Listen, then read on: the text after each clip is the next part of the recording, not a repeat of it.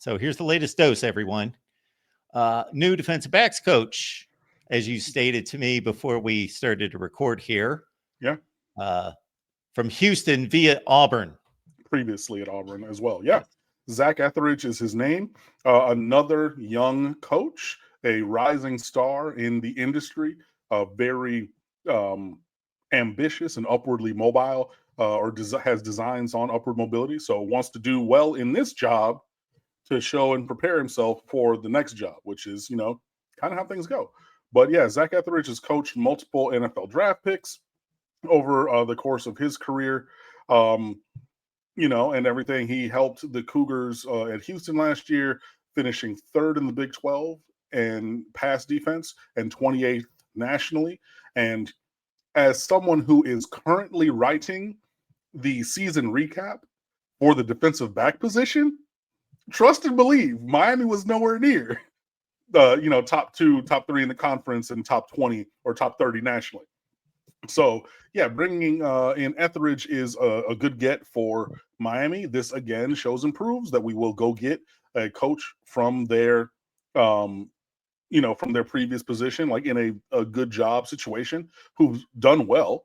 This is a guy who is known for his ability to connect with players and recruit, which the lifeblood. I mean, hey, you want me to enjoy a coach? Tell me that coach is a good recruiter. Hey, and you have to be a dogged recruiter to work for Mario Cristobal. Like, that's just point in fact. He's, obviously good at developing the talent that he has and using them well. He was the defensive pass game coordinator for Houston. So, like, the way that they were running coverages and things was a lot on his plate. So that also shows, when you get these secondary and tertiary titles, right? It is more of a responsibility, but it also enables higher pay, which we've talked about, enabling the team to keep that player, that coach, right? So if you were just like your B flat basic, sorry, that's my music terminology, your normal average coach, right? You're just B linebackers coach, but we really want to keep you around. So we're going to make you associate head coach, defensive run game, defensive pass game, offensive, whatever assistant to give you an extra $50,000 or $100,000. You have the responsibility as well, but that also adds into your skill set when you want to move forward. And by all accounts, Zach Etheridge does desire eventually to, elevate himself into, defensive coordinator and potentially even above that. But yeah, getting, a guy who has done the job in multiple places, Auburn, for all of their struggles, usually has a very strong defense. He was their defensive back coach 2 years ago, left there, went to Houston. I already talked to you about the performance there. I don't have the list in front of me of players that have been drafted that he has coached, but I think there's like a second rounder, a couple third rounders, and other players who were drafted, not just at the, dying end of the draft, but who have also made their NFL teams. So this is a guy who knows how to coach, who can really recruit, and is, and this is a word that Corey Heatherman really spoke about in terms of what he views as foundational to success on defense. Zach Etheridge, that is a master communicator. He really connects with his players well. He communicates that well, and he carries himself in a very professional manner when communicating, with parents, families, media, whatever. So you have those 10 poles right there to the hire. I believe that he's going to come in and coach defensive backs, which is both corners and safeties, by the way.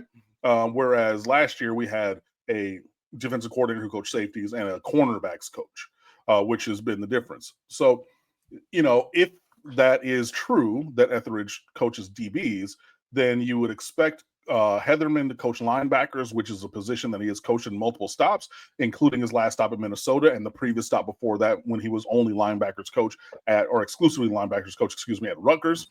And then you have Jason Taylor still on staff out there recruiting right now as the one, it seems to be carryover from the previous defensive staff. And with 10 assistants now in play for many, many years, that leaves 2 spots open on defense, 2 assistant slots. You could go a number of different ways. You can go with the interior defensive line coach, again, just to directly replace Joe Salavea, who coached interior, and Jason Taylor did, edge and pass rushing. people. So even those linebackers who would walk down sometimes.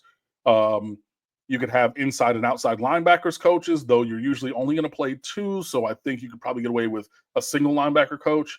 You could split the defensive back room again and have safeties and corners. There's a lot of different ways that you can go with those 2 remaining spot. Or you could even bring in a linebackers coach and let the coordinator coordinate, and then have one position with multiple coaches.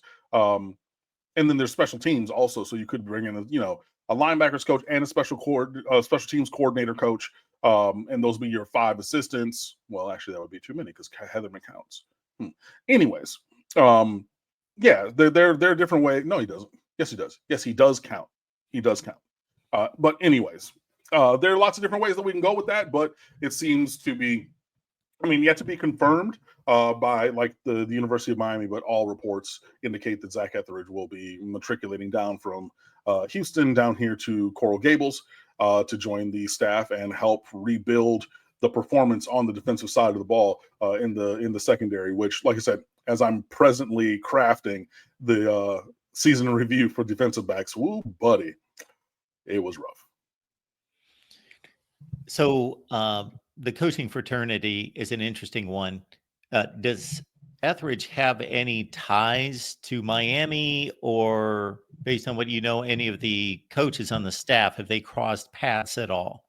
Not professionally, like not as in working together, but maybe at the AFCA convention or things like that. He worked for Greg Schiano at Rutgers, who obviously has been a coach for a long time, knows a lot of guys. He was just at Minnesota with PJ Fleck, who, was the youngest position coach in the NFL before he got the Western Michigan job. So people are like, oh, it's all this, sayings and row the boat and all. It's just slogans. But and like you have to have that. Like, I had, we had a mantra, we had we had sayings and phrases when I taught that were foundational, that like went the breadth of my time when I taught at Miramar for 11 years. We had our motto, we had our foundational things. But PJ Fleck, in the same way, this man was coaching NFL wide receivers at like 26. Like, not as the assistant head, like the assistant receivers coach, like the receivers coach in Tampa. So, he has connections at many levels and a breadth of experience. And, Heatherman has bounced around. He also coached with Kirk Cignetti for a few years when he was at Holy Cross before they, at the time that they transitioned up. So he has worked with people to have, had his network expanded.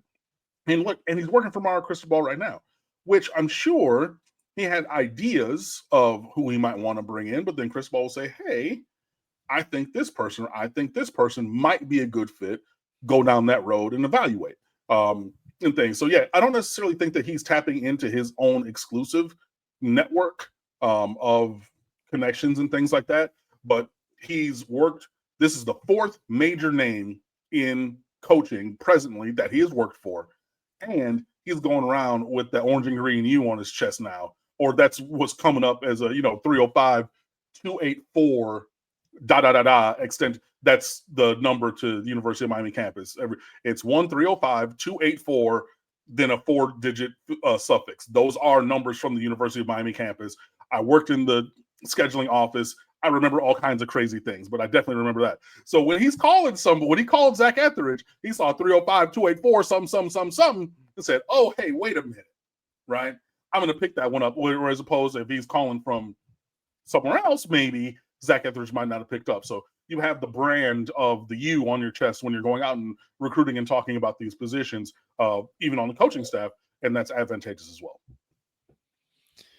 Not to divert the conversation, but anytime PJ Fleck's brought up, I kind of smirk because there's just such a polarization, just polar opposites of people that love him, hate him. He's just that type of guy. I'm not going to vouch for his authenticity because I have no idea. I don't know the man, but I've always been humored by, and I generally like the guy, the way he comes across. People would be surprised that he actually played 1 year in the NFL. He doesn't look like an NFL player. He actually played 1 year, not like he was catching 50 passes or anything. He was like a special teams player that I just looked up, caught 1 pass in his NFL career. Hey, so that's more than a lot of people who even got drafted in whatever round. So Yeah, he was, was a dog, and then he was NFL, a receivers like head position coach in his 20s. Like, this is a guy who knows football, and like I say, he played in the league. Like we heard from Mark that he caught a pass, coached in the league and everything, and then has been in college for many years. Obviously had the success at Directional Michigan and everything. So when I hear people talking about, oh, Corey Heatherman, basically he's new and he doesn't know anybody. You've worked for Signetti, Chiano, Fleck, and now Cristobal. And even if you don't necessarily think that Rutgers is the biggest national brand, it's not, but it's big enough. I'm sure there are plenty of coaches who would love to get a call from Rutgers and elevate. You know what I mean? Sure. Holy Cross, Big when Ten. they were there, got them up into Division I, into the FBS, and won the award for best assistant coach in FCS at the time. So yeah, he has connections at least through the coaches he's worked with, and is continuing to grow his network. Every day. And to your earlier point about the play of the defensive backfield last season, I saw a list just the other day. It's something like 5 transfers into the secondary, something like that. It's a lengthy list of guys that have played well already in their careers at this level. Yeah, I mean, look, you get Zach Poyser, who's a South Florida native, transferring in. He was a freshman All-American, so was OJ Frederick. You get the kid from Michigan State, who's a 5th-year senior. I gotta go look at it because I should have been prepared with the names, but I'm not. So Charles sorry. Brantley. Charles Brantley, yeah, he's a guy who's played in the Big Ten for years. He's returning back home to South Florida as well. That's another good get in the secondary.